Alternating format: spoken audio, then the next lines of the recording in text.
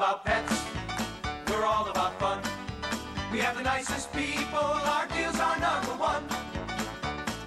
You'll love Dave's, Dave's Soda and Pet City. We make shopping for your pet fun, fun, fun, fun, fun. We're filming.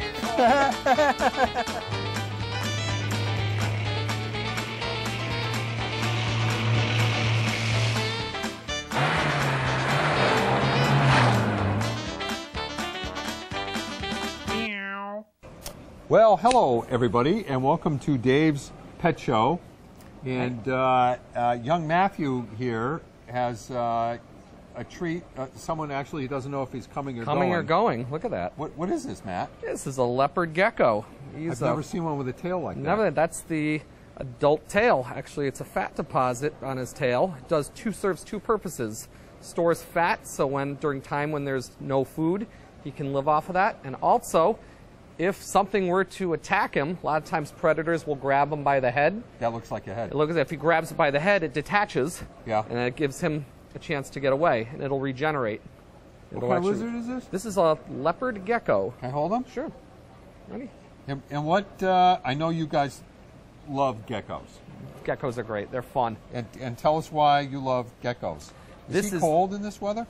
If you took him outside, yeah, he'd be pretty cold, but we have him in heated cages that suit their purposes just very well. As you can see, they hang on beautifully. What makes these great is this is an easy one to keep. He doesn't need extreme heat like certain the bigger lizards. He's more nocturnal, so you'd get by fine with just a nice red heat lamp. A lot of places to hide in.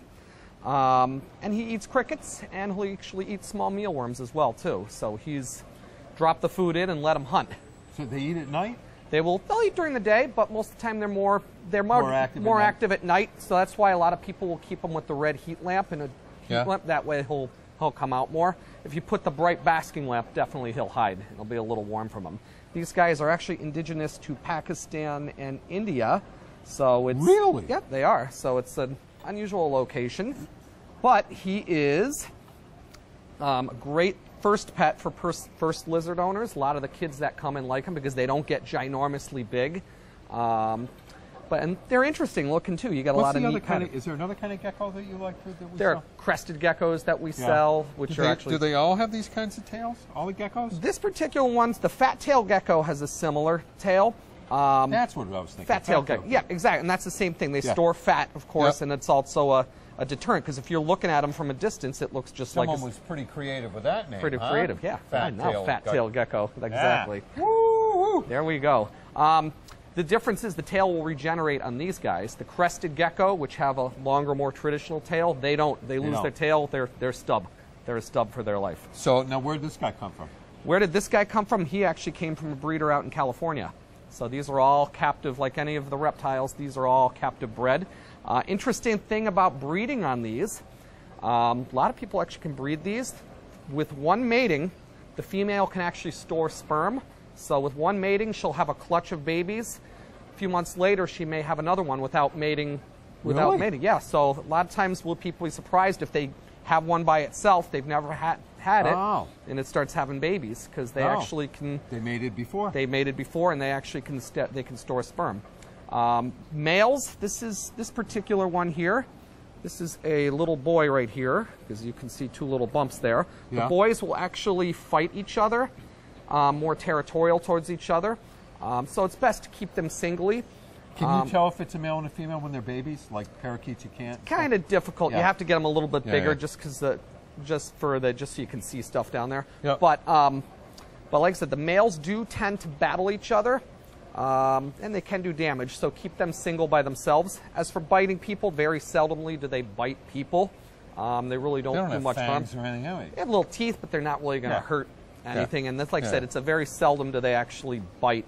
It's a very sort of crusty. Kind of like a bumpy, almost like a hard. Leave him alone. I think climb he's up there so you can see let him. It's almost like a hard, almost like a hard leather. He says, "I'm going to get you." He's going in there. He's searching for a cave. A lot of times they do like to. Yep, they like to hide in caves and rocks. In there, yep, he lives downstairs, right down here. Yeah. And these are all juveniles in there, and so they all, for time being, they can live together. Are there any delinquents? No delinquents. We got rid of him last week. We sold him off. Sold him off? We sold him off. But they all have leather jackets. Yeah, they all do Exactly. have leather jackets. Yeah. Exactly. That's like the reverse of the gecko. Right. It's the, I'll think of something later. Right. I couldn't come up with something that quick. So when they have a clutch, how many do they usually have? It varies. It varies. They can have 2 to 3, 6 to 7. It's going to vary. Have we ever had a clutch born here? We've had them. It's an interesting story. I'll bring it up. Thank you. Remember, we used to be down the street in the old building. No. Of course you remember. Yes, Okay. you do. They don't. They might. We get rack lift the key guys, and the people every so often will come into the store with the little cups, and inside is a tiny little gecko, because ones that might have escaped in the store have reproduced, and they're still finding growing babies in the store. So they do actually multiply pretty easily. Oh, right. Yep. Oh, that's pretty funny. Yeah, they find warmth, they find a heat vent or something like that, and they'll actually will multiply. So they're still every so often will come in with, does this belong to you? It's probably like 3rd or 4th generation, but how big does this guy get? He's going to get about 4 to 6 inches. So they're not huge. 10 to 20 gallon tank would be sufficient for them, as long as you have rocks, hiding places, a heat source, a nice red heat lamp would be fine for them. And how long do they live? They can go 8 to 10 years. They go pretty long time. Yeah, they're pretty long-lived. We have a lot of younger kids that come in, and a lot of classrooms. It's actually a great pet for a younger kid. It's a good first blizzard. With any reptile, of course, you always wash your hands after you handle them. Especially always supervised with the littler kids. But age 10 and up, it's a great first getting into reptile, first lizard. So this is way less work than like a small animal even. Yeah, it's pretty reptile. A lot of these reptiles it's got special sand. Sand, and you set them up and cleaning them. A lot of times with sand, you're just going to be spot cleaning for the most part. You see a soiled area, we have scoops that you can sift out debris. Tear the cage down every couple of months. Make sure they have fresh water. They have to eat every day. What you can do is once or twice a week, you can put crickets in.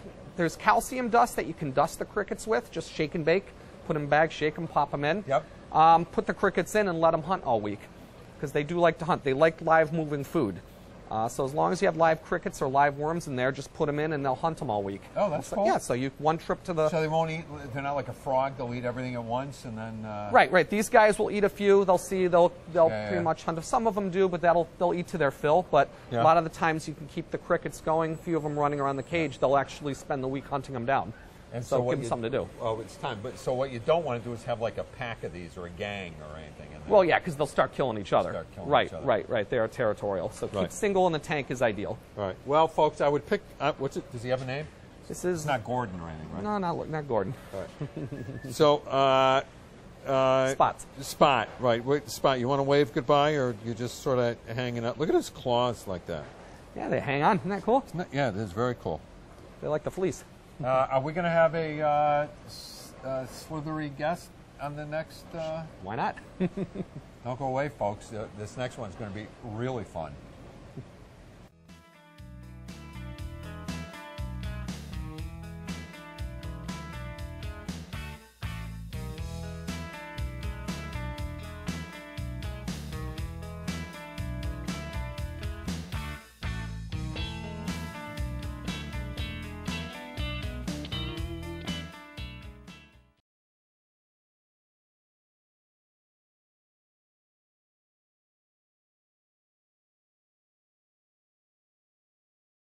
Is this the same one? Is this the one that tried to bite my head off? No, that one went home like 2 years ago. What kind of snake was it? Same as this one. He might be related. Could be. Same breeder. Oh, good. Oh, perfect. Oh, it is. sorry. It's the same breeder. Yep. What a wondrous looking. Look at him. He's looking at me. He like says, it? "I'm going to get you like my brother did." Folks, he's did you happen to watch that when I almost got my head taken off by a snake? He was close encounters of the worst kind. Yeah, it was. It really was. Scared the you know what out of me. I want to say that's the fastest I've ever seen you run, though. So, so what do we have here, Matt? Oh, this is your friend, the ball python. Yeah. And here you go. I'll let you hold him. Yep. This time hold him away from that way. There we go. So he lunges at the cameraman. Yeah. Joe, you want a closer look? Close-ups are good. This is our ball. I just realized something. What's that? Is he going to smell the gecko? The gecko that I was just holding? And he might, but the gecko was over there. So you can. I don't think he'll go for the gecko. If you're holding a mouse, he would definitely. He'd be crawling all over you. But this is a ball python. Yeah. And the reason why they call him a ball python is he's crunched up to a ball. He's actually, once he relaxes a little bit, he'll start slithering out, moving around. This is probably one of the more popular snakes, one of the probably mid-sized to large snake. He'll get about 6 to 7 feet, and he'll get an... That's all? Yep, he'll get, not huge. He's not going to get ginormous. Yeah. His width will be about the size of my arm, maybe a little bit bigger. We don't sell that many of these, though. Actually, you'd be surprised. You'd be surprised. You see a lot of people that come in... 60 a week? Not quite that much, but like I said, we do sell enough that we have a lot of customers that come in with them and carry them around. Yeah. You see people, a lot of the guys that come in with wrapped... don't know how many dates they get, but right. But this is a ball python. Talk about my main squeeze. Yeah, he's even like that. Yeah, like that. But anyway, ball python. I get nervous whenever I see the head move. He's backing away. He's pulling back away. Ball python. He will do fine in a 40 to 60 gallon tank. You want to make sure, of course, he has heat. They are a snake, a warm loving. He is warm, you know. He is warm because he does love heat. So nice heat and a little bit of humidity in there as well. You don't want a totally dry environment. Humidity. A little bit of moisture in his atmosphere. Nothing worse than an arrogant snake. Arrogant snakes are just terrible. That, as you can see, that one that went after he was very well. Anyway, this is the squeamish thing. A lot of things. These guys like to eat mice. You can train them to eat frozen. They are rodent eater. Explain that, though. They don't eat frozen mice. They don't eat, this is simple. You're not going to give them out of a box. What you do is you don't give them a mouseicle. Mouseicle. He doesn't sit there and lick on it. Exactly. There you go. You'd be surprised, but what's what we call them. Take a frozen mouse. Mouseicle. Frozen mouse. Put it in hot water in the bag so it dethaws, gets nice and warm. Yeah. Whatever you do, please, a lot of people have done this and they come in and said it stunk up their whole house. Please don't put the mouse in the microwave. Yeah. Wedges, don't do that. Don't do that. That's just ugly. Your wife or whoever will kill you too. Yes. Yep. What you will do is nice hot snake. If you look at his head right here, there you go. He's going to cringe a little bit. Well, he's going to duck in. He is cringing. He's cringing. Ducking in there. He's ducking really in there. Going into he's almost a ball. going for your finger there. Yeah. He's a little spooked. But along his nose, he actually has little pits. What did you say? Along the inside this ball right my here. Finger? Oh, never mind. As we were saying. He's going to go for my finger? Yeah, he's looking at it, but he's just resting his head. There you go. See? All right. Okay. Anyway, along the sides of his mouth, he has actually little. Besides that, besides your finger, he's. We're going to get through this somehow. He's got little pits and he senses heat. Yeah. And so that's why you want to give the mouse to him nice and warm. Always with any snakes, and we always said this before, have a feeding box, any sort of Tupperware plastic. Put the mouse inside the box first and then put the snake in with them. You don't want to feed him inside his... And that box should not be in the cage. That should be in the, so you got to take the mouse out of the cage. Right. Don't feed him inside the cage where he lives because every time you open the door, you're going to train him to go after it. They eat by constricting. They are a constricting snake, so what they'll do is they'll actually grab it, wrap it, and squeeze it. Into a ball. Squeeze into a ball, crunch it down, and then when they eat, their lower jaw can actually detach. He just moved again. He's moving. Well, they'll do that once in a while. They'll actually detach their lower jaw and scarf it down. This little snake right here actually ate a full-size adult mouse. You can actually take down full-sized adult mice, so they are eating machines. And how... Oh, he's waking up. Look at that. Oh, there he goes. He's facing the wrong way. He's aiming for you. He's looking at my finger. He's staring at you. He likes your ring. Is he... is it a him or a her? We don't know. This one is still a little young to really look at right here. Feeding them, you only really have to feed them like every 10 days to 2 weeks. You don't want to power feed, constantly feed them. That's actually a really bad thing to do. They'll eat it, but what happens is because their metabolism is so slow, they can't digest the food, and the food will actually rot inside them before they can actually digest it. So you feed them just as much as they... Usually rule of thumb is if you see defecation in the cage and you see the snake start becoming really active, that means he's ready to be fed. Okay. If he's curled up and he's sleeping and he's pretty much he's good. Yep, he's good. He's good to go. Yep. But this particular one, don't worry, ate yesterday. I think you should take him now. All set. But they are very cool. This is actually a neat marking. It's a, like I said, friendly. They are. You have to admit they are friendly. He's very Other friendly. than his brother who wanted to take your head off. But these are neat. You see a lot of people can carry these around. And it's also another good. All kidding aside now, do they get to know like their owners and stuff, you think, they reckon? Oh, yeah. I mean, I said they learn by association. They know that when they see someone coming near the tank, and he's lifting them out, that it's time to be fed. Yep. They get excited. Right. They'll start moving around. We have a big one in the back that we use for birthday parties and going to schools and whatnot. And I can tell right when he's ready to be fed, because he'll just sit there almost like a dog and he'll watch me. He'll lift himself up and he'll be watching what I'm doing, so I know he's ready to have his weekly meal. Then he goes back to sleep for a few days. But yep, they are. It's on. I'm really upset about this. Our time is up with Captain Snake here. What do you feed the big? How big is the big one? 6 feet? The one we have is about 4 feet, but he's saying he gets actually a small or medium-sized rat. As they get bigger, they'll take. So I have your word of honor that he's not going to get loose in the store or anything, right? He's in the lock cage. Don't worry about it. I see. All right, securely folks. locked. I hope you enjoyed this segment way more than I did. Loved it. So we'll be back. I think Sandy is going to join us this time after I go wash my hands. He's going to run like Sam and Ella.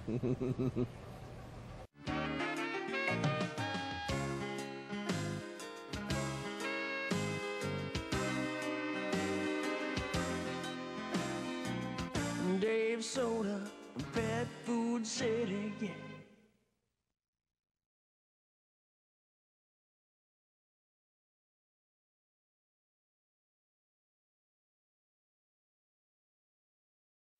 Hey folks, so Sandy is not with us this time, and I've just recuperated from handling that snake. But I want to talk. I talked about this a little bit last week. We got in a couple new foods that I'm pretty excited about. This is one. It's flying out of the store, but this is an overrun from a very expensive line of cat food, grain-free. I will read you the ingredients. They are chicken, chicken broth, turkey, lamb, turkey liver, sweet potatoes, and then the vitamins and minerals. So if you'll notice, there's no label. So here's how this works. This was an overrun at the manufacturer. The company that ordered them didn't want them. So the manufacturer called me and said, do you want these? We can't tell you what brand it is. All we can do is put this label on it. I said, yes, I want them now. So this is 12, I think it's 13-ounce cans or 13-ounce cans for $9.99. That's like, I think, 90 cents a can for a large can of grain-free, super premium, as good as any canned cat food you can find on the market, I don't care what brand, for basically half price. So we were able to buy 2,600 cases. That's all they had. We scooped up the 2,600, and they're going like hotcakes. But folks, if you have more than one cat, you've got to be crazy not to buy this. I mean, even more so than the Dave's brand. This is just the bargain of the century. So I want to just throw that in before I talk about another new exciting food we got in. Let me put that back. So Innova, which is Innova, I think was the first or second of the super premium foods that we ever sold. The first one was Eukanuba, and that's back in the day, 30 years ago. Now I keep forgetting how long I've been in this business, 35 years ago, that Eukanuba was the cult food. Hold on, let me just get this. Can you do me a favor? Thanks. All the breeders, everybody used Eukanuba. It was the first of the premium foods. And then this company out of California called Innova, came into being, and the guy was sort of like me. He had stores in California, and he wanted to make really good food. His name was John, and we started selling Innova. And then Innova, he built a huge company and sold out to Procter & Gamble for $900 gazillion billion. But anyway, so they've come out with some really interesting brands that I think are pretty cool. The newest thing, the current rage is grain-free food. But what they did is they came out with really unique proteins. And a lot of times people come into the store and they say, you know, my dog is allergic to this or allergic to that. So listen to some of the proteins that they came out with. Cold water salmon and wild herring recipe, right? So I don't think Joe, I think I lost my little brochure I had to describe all the different flavors. So I'll just pull them out so you can see the ingredients. So this one, for example, now remember the first ingredient listed is the most and the rest goes by volume. So you have salmon, salmon meal. Let me tell you why I like that. Sometimes if you just have pure salmon or pure chicken or whatever for the first ingredient, it's sort of marketing because it goes by volume, there's water in the salmon meal, so it weighs more, so it looks great on the label, but there isn't that much salmon in it. When you have salmon and then salmon meal or chicken and then chicken meal, folks, you have a lot of that protein source. So this is what salmon, and I love salmon because of the omega-3s for people and for your animals. So we've got the salmon, but listen to some of the other ones. This one is, I think this is really cool. This is bison pork meal, chicken meal. And then they put lentils and peas in here. So you understand that every dry food, I don't care what it is, has to have a certain amount of carbs or starches or something to form the kibble. The trick is with the better foods, and it's more expensive, is what you want is a low glycemic carb. So you want, like whole grains, or if you want a grain-free, you want certain kinds of peas and lentils and stuff like that because they have a much lower glycemic level, which keeps the blood sugar of the animal, more stable, right? And it's better just in case the dog is headed, or cat for that matter, is headed for diabetes. So we've got different flavors. One of the other ones was you've got the classic, which, one of my dogs is on chicken. You got chicken meal, peas, turkey, pea fiber, flaxseed, Menhendon fish oil, which is wicked expensive, but it is a phenomenal source of fats and oils. And the deal with this is, so they're pushing that it's farm-grown ingredients. There's no gluten. It's grain and potato free. And this brings up another subject. Grain-free is not the be-all and end-all, folks, because a lot of companies, to jump on the marketing hype, put in grain-free, but then they put in potato. Potatoes is worse, probably, than grains. If you have whole grains or, you have peas or something like that, it's so much better than white potato. As you know, hopefully, sweet potatoes are really good. They're much more expensive than white potatoes in the pet food. So it's really important when you come down the aisle and you look for what's marketing hype and what isn't marketing hype. And I will tell you that 2 years ago, this is owned by P&G. I was out at one of the plants and I was amazingly impressed. So anyway, this is one of the many new foods that we have in here. They also, I didn't bring the bag over, but they also make the same thing for cat food, and it's more important for cats than it is for dogs. For cats who are pure carnivores, you want more meat. So if you're going to feed a dry food, especially for your cat, you want that food to be mostly meat and way fewer carbs because their systems don't need carbs. Period. End of story. So this is, yes, and this one, that's another thing. Joe just said, do you feed less?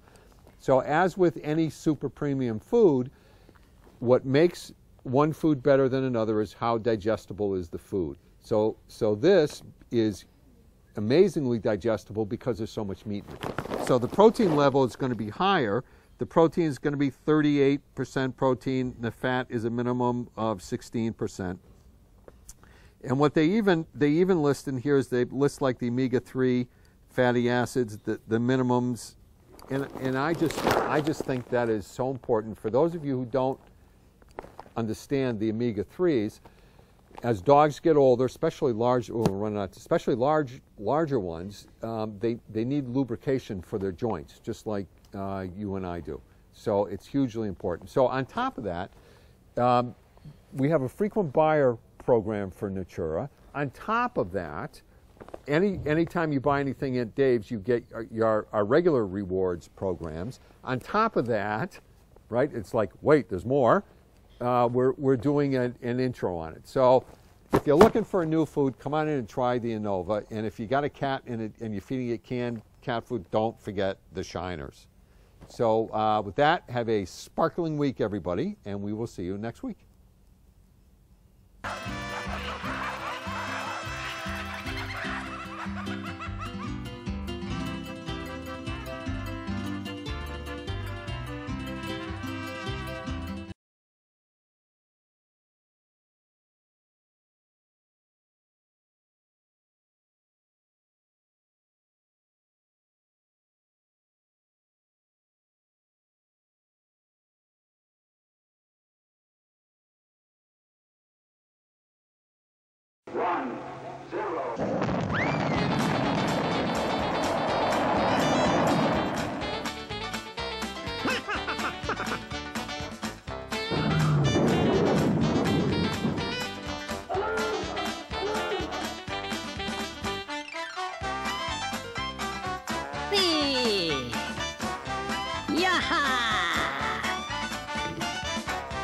Hi, fellas.